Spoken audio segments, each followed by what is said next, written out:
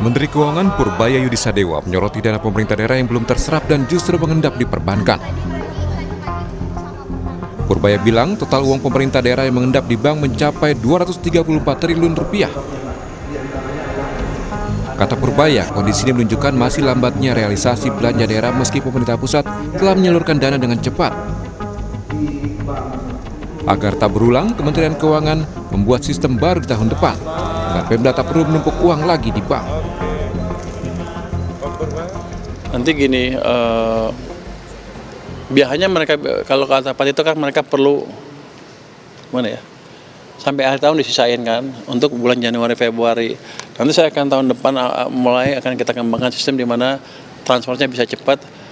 Tanggal 1 2 Januari udah keluar lah, kirim ke Pemda sehingga Pemda nggak usah numpuk uang lagi. Kalau kita lihat selama ini setiap akhir tahun tuh mereka punya uang kepake 100 triliun rupiah. Kalau sistemnya kita kembangkan seperti itu, harusnya kan mereka nggak usah numpuk 100 triliun rupiah lagi kan. Akibatnya uangnya dipakai buat perekonomian. Jadi di tahun yang sekarang ini 100-nya langsung dibelanjain itu. Berdasarkan data Kementerian Keuangan, ada 15 pemerintah daerah dengan simpanan dana terbesar di bank per September 2025. Di antaranya, Provinsi Jakarta dengan 14,68 triliun rupiah, Jawa Timur 6,84 triliun, Jawa Barat 4,17 triliun, dan Sumatera Utara dengan 3,1 triliun rupiah. Daftar itu menunjukkan variasi besar simpanan antar wilayah di mana sebagian besar dana berasal dari provinsi dan kabupaten dengan aktivitas ekonomi yang cukup tinggi. Gubernur Sumatera Utara Bobi Nasution membantah ada dana Pemda Sumut mengendap hingga 3,1 triliun rupiah di bank, seperti disebut Menkyu Purbaya. Bobi menegaskan, saldo rekening kas umum daerah milik Pemprov Sumut saat ini hanya sebesar 990 miliar rupiah. Meski begitu, Bobi memastikan akan mengecek ulang perbedaan data yang disampaikan pemerintah pusat. UD kita cuma satu ya, di RKUD kita itu hanya di Bank Sumut. Hari ini saldonya di sana ada 990 miliar. Nanti coba apakah kami salah input ataukah seperti apa yang disampaikan Pak Menko 3,1 triliun. Nah ini nanti kita lihat lagi. Tapi yang di hari ini di rekening silahkan dicek, itu terbuka, boleh dicek. Silahkan. Sementara Gubernur DKI Jakarta Pramono Anung setuju atas apa yang disampaikan Menteri Keuangan soal adanya dana Pemda yang mengendap. Pramono menegaskan jika nantinya dana itu akan dimanfaatkan semaksimal mungkin untuk pembangunan Jakarta. Saya setuju apa yang disampaikan oleh Pak Purbaya, termasuk mudah-mudahan DKI Jakarta segera mendapatkan transfer dari pemerintah pusat untuk Bank Jakarta seperti pembicaraan terakhir yang rencananya 10 triliun, pasti uang itu akan kami gunakan untuk membangun Jakarta secara baik. Silang suara tentang dana simpanan pemerintah daerah di perbankan adalah persoalan lama yang mencerminkan kebimbangan antara kehati-hatian fiskal dan lambannya realisasi belanja publik di daerah. Tim Liputan, Kompas TV. Menteri Keuangan Purbaya Yudisadewa menyoroti fenomena meningkatnya dana milik pemerintah daerah yang belum terserap dan masih mengendap di perbankan. Purbaya mengatakan total uang pemerintah daerah yang mengendap di bank ini mencapai 234 triliun rupiah. Apa yang membuat dana Pemda mengendap di bank dan apa langkah dari DPR untuk mengatasi hal ini? Akan kita bahas dengan sejumlah narasumber melalui sambungan daring. Sudah ada Bupati Tapanuli Tengah, Bung Masinton Pasaribu, kemudian ada Ketua Komisi 2 DPR dari fraksi Partai Nasdem, Muhammad Rifki Nizami Karsayuda, dan juga ada Direktur Eksekutif Selios Mas Bima Yudhistira. Selamat pagi Bapak-Bapak, Assalamualaikum, apa kabar? Sehat ya? Selamat pagi. Ya, selamat pagi. Waalaikumsalam. Ya, ini karena dana di Pemda banyak yang mengendap alias tidur nih di bank nih. Saya mau ke Bupati Tapanuli dulu nih, Tapanuli Tengah. Bung Masinton, bagaimana Anda menyikapi pernyataan Menteri Keuangan Purbaya Yudisadewa yang mengatakan ada dana Pemda yang nganggur atau alias tidur di bank? Nah, kalau dari di bawah kepemimpinan Anda, ada dana nganggur yang tidur di bank nggak? Ya, kalau secara mendasar dana nganggur itu eh, tidak ada yang sengaja dianggurkan ya. Nah ini lebih pada kendala teknis. Pun kalau daerah kecil seperti kami itu ada penyertaan modal, itu sifatnya penyertaan modal ke Bank Sumatera Utara. Nah itu pun tidak besar karena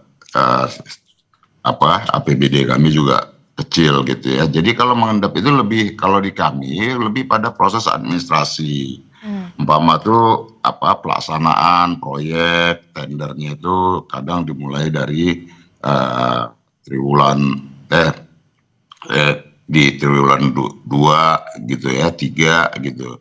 Jadi memang dia jadi ada semacam tertahan lah gitu. Tapi itu sifatnya lebih pada sementara, bukan karena sengaja diendapkan begitu.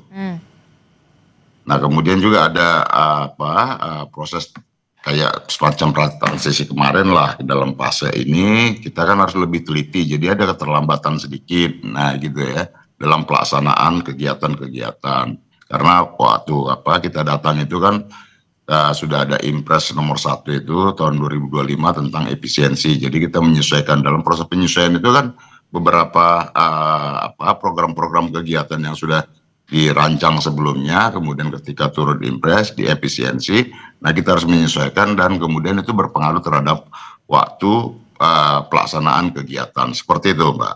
Oke, jadi bukan karena lambatnya realisasi belanja daerah kemudian membuat dana Pemda ini mengendap di bank? Iya, artinya bukan karena disengaja diendapkan. Kalau seperti saya, di prinsipnya itu bagaimana dana itu kalau bisa tuh digulirkan tuh semua ditarik dari bank. Karena juga sekarang ini daerah-daerah mengalami keterbatasan anggaran gitu ya. Nah sehingga kalaupun dia ada mengendap itu karena faktor administrasi aja. Nah kalau di saya ya, ini kan tiap daerah kan kadang beda-beda ya. Jadi ya mungkin ada, apakah ada memang sengaja diendapkan atau karena faktor administrasi atau dan yang lainnya, seperti itu. Oke, saya ke Bung Bima dulu sebelum ke DPR. Bung Bima, dari pernyataan salah satu bupati begitu ya, Bung Masinton, ini karena memang soal administrasi saja, apalagi soal penyesuaian, kan kemarin kan sempat ada efisiensi. Nah kalau dari kacamata Anda, Mas Bima, soal dana daerah yang dalam tanda kutip adalah nganggur di bank begitu ya, Anda menilainya apakah ini memang realisasi anggarannya yang belum terserap dengan baik atau seperti apa sebenarnya? Iya, jadi kita mulai dulu dari Pak Purbaya. Pak Purbaya ini mirip dengan Sri Mulyani, tadinya saya kira beda, tapi pendekatan hampir sama. Jadi Bu Sri Mulyani itu kira-kira bulan Agustus sampai dengan Oktober, itu narasinya kalau bisa dicek ya, pada waktu jadi Menteri Keuangan itu selalu menyalahkan pemerintah daerah yang lambat menyalurkan anggaran. Tiap tahun begitu tuh, jadi press conference-nya. Nah sekarang dilanjutkan dengan Pak Purbaya. Pak Purbaya juga begitu. Jadi nggak ada bedanya sebenarnya. Setiap tahun dari mulai Agustus sampai Oktober ceramahin, membuka data soal dana mengendap, transfer daerah sudah dikasih tapi daerahnya nggak perform, nggak berkinerja baik karena menumpuk anggaran di akhir tahun. Itu tiap tahun begitu. Jadi memang nggak ada bedanya. Nah yang menjadi persoalan adalah sekarang Pemdanya ini kelihatannya juga mulai melawan balik dari Menteri Keuangan. Melawan baliknya gimana? Meragukan data, misalnya kita lihatlah yang terjadi di Jawa Barat. Datanya emang begitu apa enggak ya? Akhirnya apa? Ini membuat orang bertanya-tanya, sebenarnya ada hubungan nggak harmonis apa nih antara Menteri Keuangan dengan pemerintah-pemerintah daerah? Nah kalau saya sih melihatnya secara objektif, ini persoalan memang persoalan lama. Sebagian perencanaan di daerah itu memang ditumpuk di akhir tahun, realisasinya baru cair di akhir tahun. Oke. Tapi kenapa sekarang menjadi heboh, menjadi isu? Karena Pemda juga berhak menanyakan. Ini salah satu penyebab mengendapnya dana di akhir tahun. Ini juga karena efisiensi yang berubah-ubah. Jadi efisiensinya itu menyebabkan adanya perubahan dari sisi pos-pos belanja yang membuat Pemda juga mikir. Ini selain perubahan administratif, tahun depan ini dana transfer daerah itu akan dipotong lagi. Dan potongnya nggak nanggung-nanggung, itu 20%. Jadi banyak pemerintah daerah opsinya apa? Ya mencadangkan dengan lebih besar pada tahun 2025. Kemudian untuk dipakai untuk belanja 2026, menjaga-jaga kalau terjadi efisiensi. Tapi pemerintah pusat akan melihatnya ini nggak perform. Pemerintah menumpuk dana di akhir tahun. Padahal pencadangan akan muncul dengan jumlah yang sangat besar itu mengantisipasi kebijakan efisiensi anggaran dari pemerintah pusat. Itu masalahnya di sana. Jadi saya lihat di 2025 yang beda adalah banyak pemerintah daerah di banyak tempat yang dituduh mengendapkan dana di perbankan itu mulai bersuara. Bahkan sampai terserah lah apa performatif atau kemudian sekedar cari sensasi, tapi sebagian sampai mengunjungi Bank Indonesia untuk berapa sih sebenarnya uang real yang mengendap di perbankan itu. Memang angkanya sebesar yang Purbaya sampaikan atau tidak.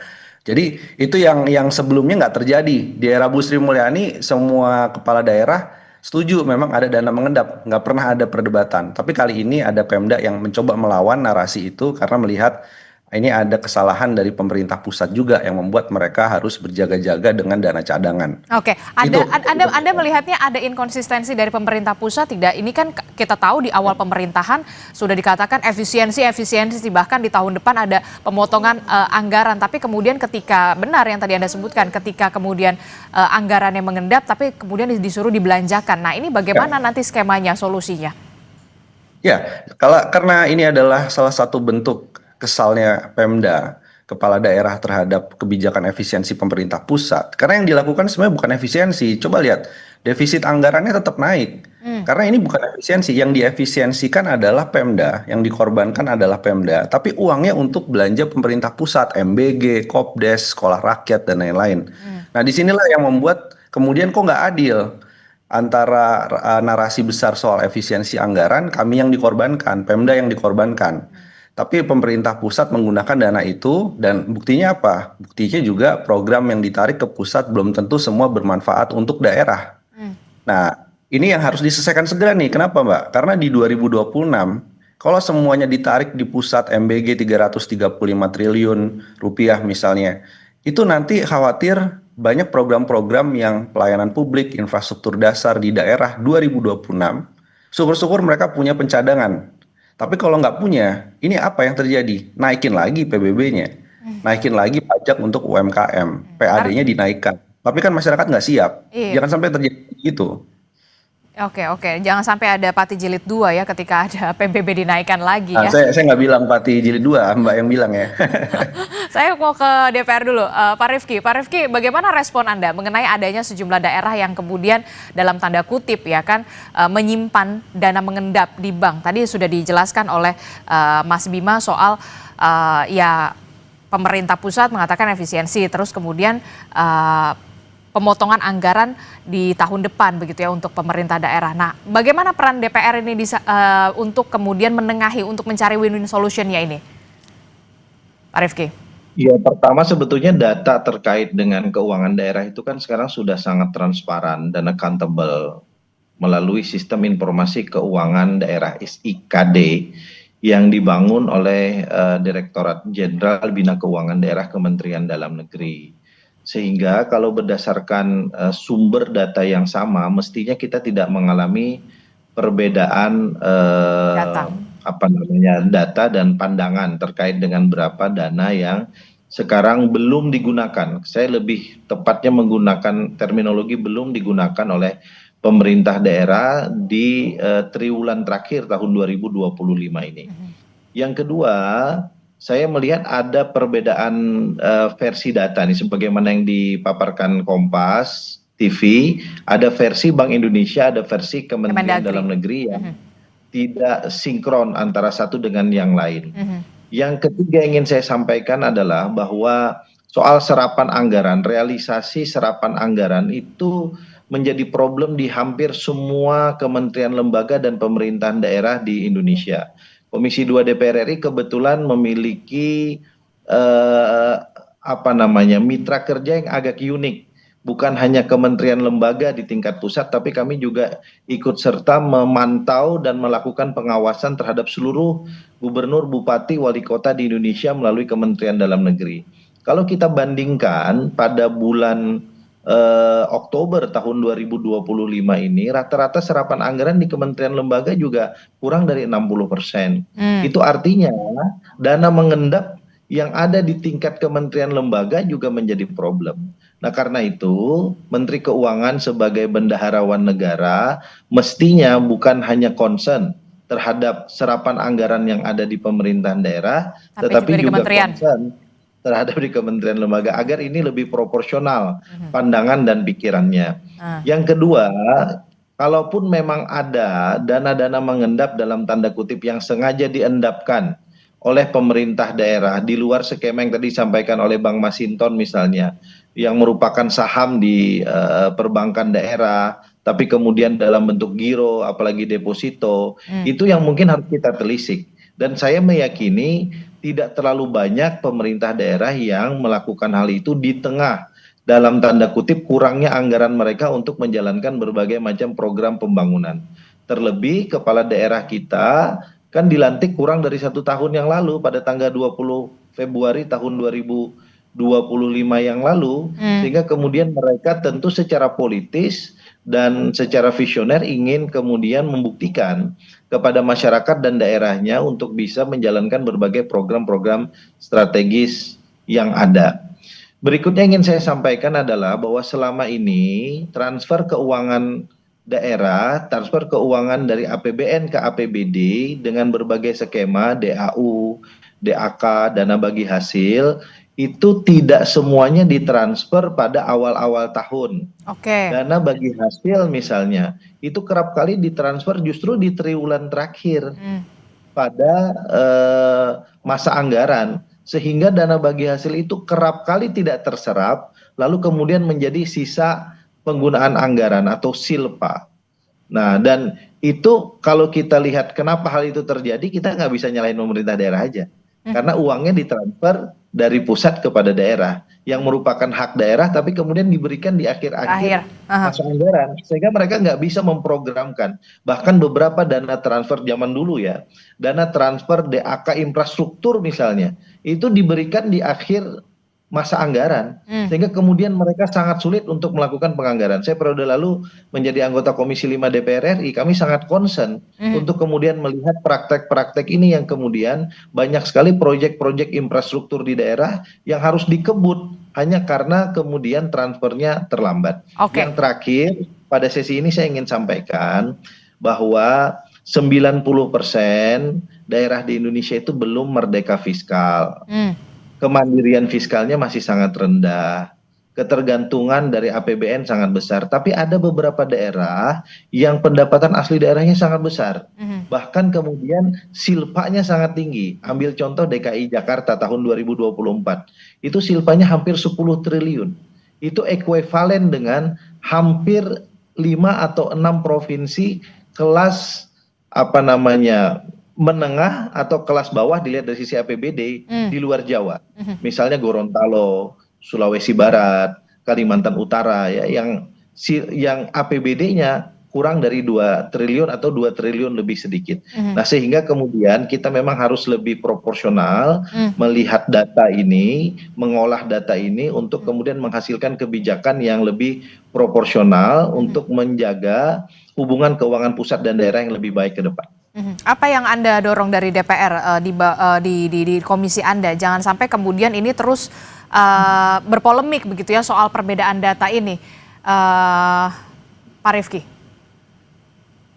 Yang pertama tentu setelah masa reses nanti 3 November 2025 kami akan memanggil Saudara Direktorat Dirjen Bina Keuangan Daerah beserta beberapa kepala daerah yang tergabung dalam asosiasi baik APPSI, APKASI maupun APEKSI untuk kita sama-sama mencermati data ini. Data ini kan bukan sesuatu yang statis. Data ini tentu ada banyak faktor yang kemudian menyebabkan kenapa hal ini terjadi. Dan faktor itu menurut pandangan saya tidak pada tempatnya semuanya dilimpahkan kesalahannya kepada pemerintah daerah. Hal-hal yang tadi saya sampaikan misalnya bagaimana proses transfer dari pusat ke daerah di akhir masa anggaran sehingga kemudian serapannya menjadi bermasalah, itu juga merupakan satu hal yang harus kita lihat secara objektif.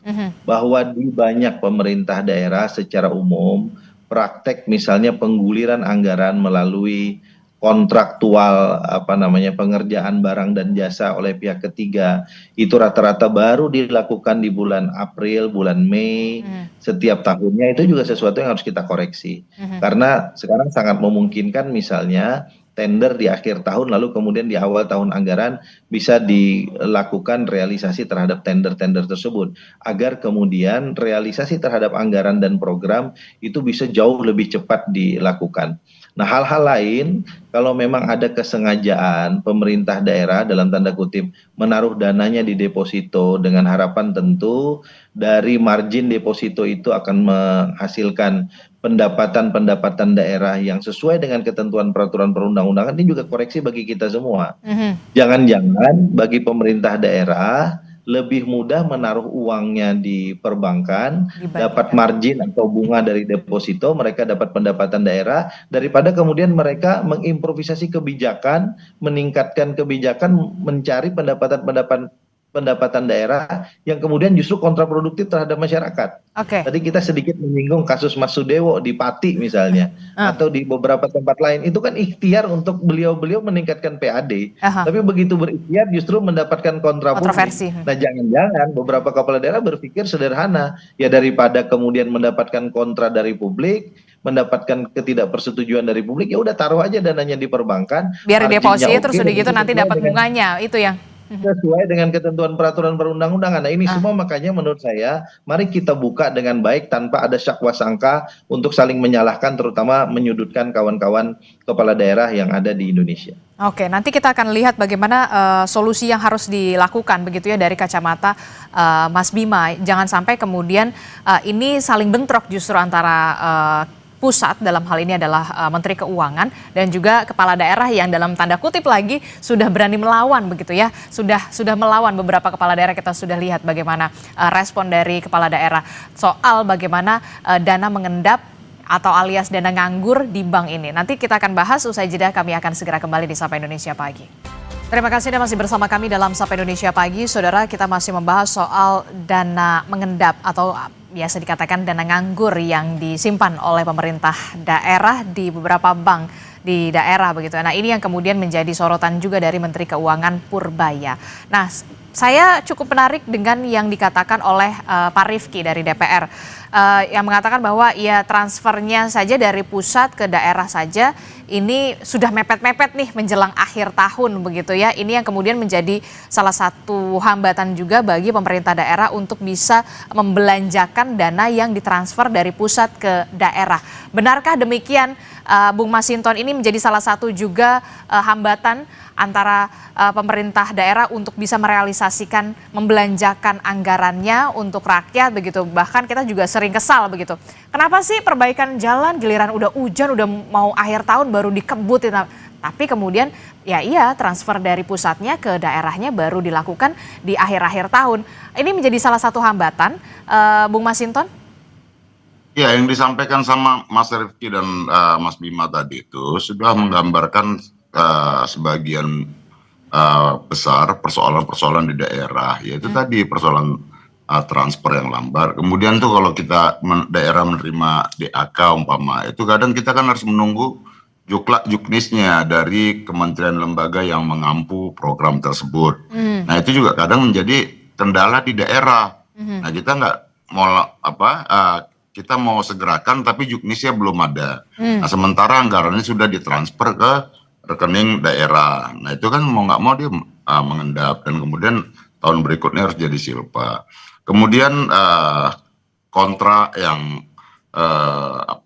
kadang pelaksanaan kontrak itu kadang dievaluasi kembali. Nah, itu kan berpengaruh terhadap waktu. Kemudian ada daerah-daerah yang juga kemudian melakukan penyesuaian program, melakukan perubahan dalam APBD-nya gitu ya. Nah, itu juga memperlambat proses penyerapan anggaran tadi. Jadi ada beberapa faktor teknis yang memang itu nggak bisa dilaksanakan serta-merta oleh daerah. Tapi sebenarnya prinsipnya daerah-daerah ini kan pengen cepat gerak gitu ya, karena apapun dia pasti dituntut oleh masyarakat terkait janji-janji kepala daerah. Betul. Nah, kadang kita dilemanya di situ, kita mau gunakan anggarannya digunakan cepat, tapi ada proses pelaksanaannya kadang terlambat. Baik itu secara teknis di OPD, di pemerintah daerah, maupun secara teknis dari pemerintah pusat gitu. Jadi sebenarnya kita perlu sama-sama melakukan evaluasi kembali itu apa yang perlu kita tata agar antara pusat dengan daerah tidak saling tuduh gitu ya. Kita sinkronkan, kita selaraskan nih apa nih yang bisa mengakselerasi, mempercepat pembangunan di daerah, baik itu program dari pemerintah pusat, kemudian transfernya, kemudian pelaksanaannya.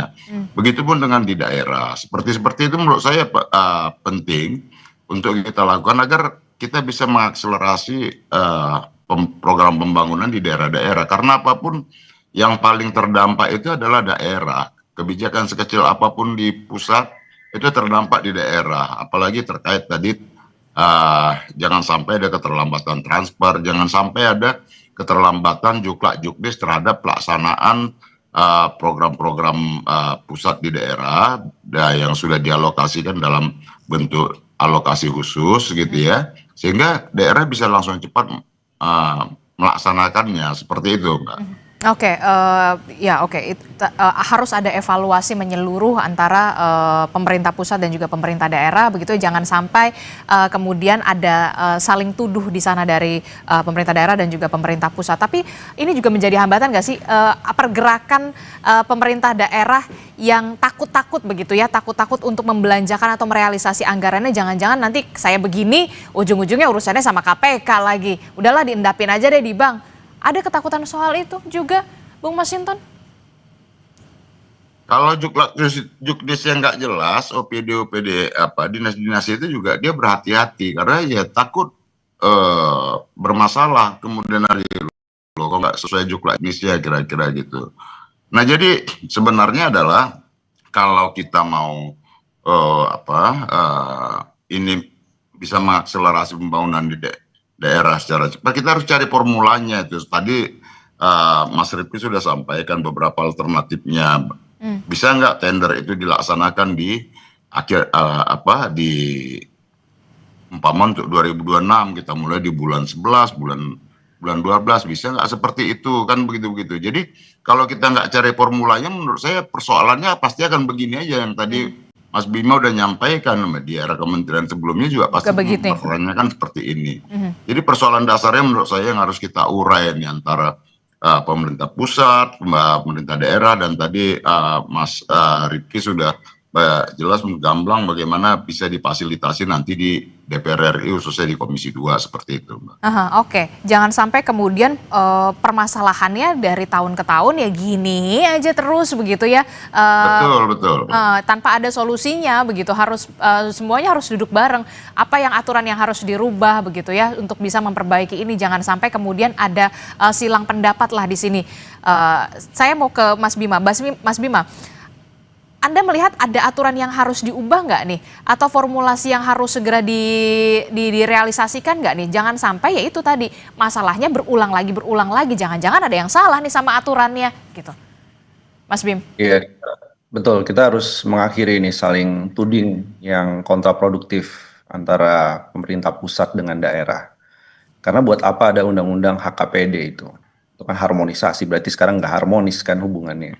Jadi apa harus diubah? Saya setuju tuh. Misalnya tadi pencairan soal dana transfer daerah, DBH, DAK, kemudian DAU, itu sebagian juga harus mulai tertib lebih awal. Sehingga daerah punya perencanaan lebih awal, eksekusinya lebih cepat. Itu nggak terlalu banyak dibahas di dalam HKPD. Jadi HKPD itu konteksnya juga pembahasannya pada saat itu adalah saat COVID. Saat COVID, salah satunya tujuannya desentralisasi fiskal. Jadi Pemda bisa lebih leluasa cari pajak sendiri, lebih leluasa mengelola sendiri. Tapi yang terjadi sekarang ini justru banyak bertolak belakang dengan HKPD itu, undang-undang tadi. Karena seolah ada resentralisasi fiskal. Jadi sebagian kewenangannya seolah ditarik ke pusat merasa superior, tapi sebenarnya dia nggak ngaca juga. Satu nggak ngacanya adalah di pemerintah pusat, memang dana daerah yang diambil dijadikan program prioritas pemerintah pusat itu kinerjanya bagus, nggak juga. Jadi jangan asal menyalahkan pemerintah daerah, ya gitu ya. Yang kedua, begitu kemudian menyalahkan pemerintah daerah, ada bunga deposito yang dinikmati oleh pemerintah daerah misalnya gitu, itu dasarnya apa? Dan salah satu amanat yang harus diselesaikan itu adalah soal sinkronisasi data. Itu di HKPD ada juga, ada sinkronisasi data, ada persamaan bagan keuangan pemerintah pusat daerah, kemudian sistem monitoring yang terpadu pusat dan daerah. Jadi nggak perlu tuh ribut-ribut antara KDM versus Purbaya dengan bupati-bupati lainnya. Soal masalah data tuh selesai harusnya. Jadi kalau kita balik lagi ke substantif, memang saat ini intinya apa? 41% pemerintah daerah itu kondisinya sedang dalam fiskal yang rentan dan sangat rentan. Jadi ini memang butuh untuk memberikan lebih banyak lagi justru transfer daerah. Soal pencairan lambat atau tidaknya, ya dampingi dari pusat. Dan koreksi dari pemerintah daerah ke pusat juga harus diakomodir. Kalau misalkan hambatan-hambatan teknis tadi, apakah perlu undang-undang dirubah? Atau hanya sekedar misalkan peraturan teknis di level peraturan Menteri Keuangan. Karena fakta bahwa banyak kepala daerah itu di akhir-akhir tahun juga datang ke lapangan Banteng, datang ke Kementerian Keuangan untuk nagih mana DPH-nya belum cair, ininya DAU-nya kemudian masih tertunda karena alasan-alasan sepele. Sampai dengan saya pernah mendengar sendiri ya, jadi ada pemerintah daerah datang dari Aceh untuk ketemu dengan BPDLH. Ini Badan Pengelola Dana Lingkungan Hidup. Habis datang dari seminar selesai, saya kira mau nanya soal hal yang substantif. Enggak, nagih. Ini gimana uangnya bisa turun, uangnya bisa cair. Itu terus. Jadi bayangkan dari Aceh ke Jakarta, itu hanya untuk menagih agar uang dari pusat itu segera cair. Dari berbagai bentuk. Ini nggak perlu terjadi kalau sistemnya itu baik, terutama di level pemerintah pusat. Saya kira sih gitu. Jadi jangan hanya melihat pemerintah pusat heroik ya, seolah dia telah menjalankan sistem dengan baik. Enggak, masih jauh. Jadi kalau saya bilang ini adalah momentum, Pemda harus lebih banyak mengkritik, lebih banyak memberikan masukan kepada pemerintah pusat. Karena esensinya adalah desentralisasi fiskal, bukan resentralisasi fiskal. Karena itu adalah semangat yang harus dijalankan. Itu ya saya kira. Oke, desentralisasi fiskal bukan resentralisasi fiskal. Terakhir saya mau ke Pak Rifki. Pak Rifki, menurut Anda 3 poin krusial yang harus segera diselesaikan soal ini? Ya, poin yang pertama, kita harus mendudukkan data ini agar tidak menjadi polemik. Dan apakah data ini year on year kita lihat terjadi hanya pada tahun ini atau memang menjadi gejala bertahun-tahun lamanya. Kalau memang menjadi gejala bertahun-tahun lamanya, berarti harus ada koreksi pada level kebijakan yang lebih substantif dan pada level hulu dari kebijakan. Kalau kita menyalahkan pemerintah daerah, itu jangan-jangan kita menyalahkan hilir dari kebijakan atau implementasi dari kebijakan, maka tentu tidak fair. Yang kedua, kita juga harus menyadari bahwa penyusunan APBN itu kan basisnya adalah asumsi pendapatan dan belanja. Nah, kerap kali belanja sudah disusun sedemikian rupa, termasuk transfer kepada daerah, tetapi pendapatannya masih lambat. Itu pula yang harus dijelaskan oleh pemerintah pusat, bahwa kenapa transfer keuangan pusat ke daerah kerap kali tidak sesuai dengan jadwal yang sudah ditentukan. Yang kemudian ketika transfernya lambat menunggu realisasi pendapatan yang ada, kasarnya kan uangnya belum ada, tapi angkanya udah ditulis duluan. Itu yang kemudian harus juga dijelaskan oleh pemerintah pusat kepada kita semua sebagai sebuah bangsa. Termasuk kita harus meyakinkan kepada pemerintah daerah. Nah, kalau kemudian hal ini terus terjadi bertahun-tahun, maka kita cari skema deh. Jangan sampai kemudian dana transfer di akhir-akhir masa anggaran yang diberikan kepada daerah itu dihajatkan untuk program yang tidak mungkin bisa direalisasikan dalam dengan waktu baik. singkat. Ambil contoh misalnya infrastruktur, itu kan perlu waktu tender, perlu waktu pengerjaan, dan kalau asal-asalan justru akan jadi temuan. Ayo kita cari program yang realistis, yang memungkinkan. Misalnya kita bisa melakukan endorsement ya terhadap program makan bergizi gratis dengan cara transfer kepada daerah. Itu kan juga bisa kita lakukan. Yang selama ini uangnya murni dari APBN dilaksanakan oleh lembaga tertentu, lokusnya memang di daerah. Nah, kalau hal-hal ini bisa kita cari jalan tengah, saya kira itu baik. Yang ketiga, tentu Komisi 2 DPR RI berkomitmen untuk terus menjadi mediasi antara pusat dan daerah. Kami pada periode ini berkepentingan untuk menjaga negara kesatuan Republik Indonesia yang berotonomi, agar kemudian keinginan kita untuk mematri dan menenun persatuan dan kesatuan bangsa pada satu pihak itu bisa terrealisasikan dengan sinerginya hubungan pusat dan daerah, termasuk hubungan keuangan pusat dan daerah. Semakin tinggi tensi hubungan pusat dan daerah, dimulai dari kemarin soal efisiensi transfer keuangan ke daerah tahun 2026, kemudian hari ini ada lagi, kemudian soal dana mengendap dan seterusnya, itu menurut pandangan Komisi 2 tentu tidak produktif dalam rangka kita semua melakukan akselerasi pembangunan yang lebih cepat di Indonesia ini. Oke, terakhir, saya terakhir ke Bung Masinton, apa yang ingin Anda sampaikan mewakili kepala-kepala daerah yang rekan-rekan Anda soal ini? Singkat saja. Ya, menurut saya perlu tadi didudukkan bersama ya antara pemerintah pusat dan daerah. Tadi terkait beberapa formula yang harus dilakukan, transfer yang cepat, kemudian daerah juga diberikan kewenangan dalam melaksanakan tender kegiatan-kegiatan di awal, dan menurut saya ya kesesuaian data, kita kan punya tadi undang-undang HKPD yang perlu kita jadikan sebagai acuan kita dalam kebijakan keuangan begitu. Oke, baik, terima kasih Pak Bupati Tapanuli Tengah, Bung Masinton Pasaribu, kemudian Ya, juga ada Ketua Komisi 2 DPR RI dari fraksi Partai Nasdem, Bung Rifki, kemudian juga ada Mas Bima dari Selios. Terima kasih Bapak-Bapak, sehat selalu, Assalamualaikum, selamat pagi.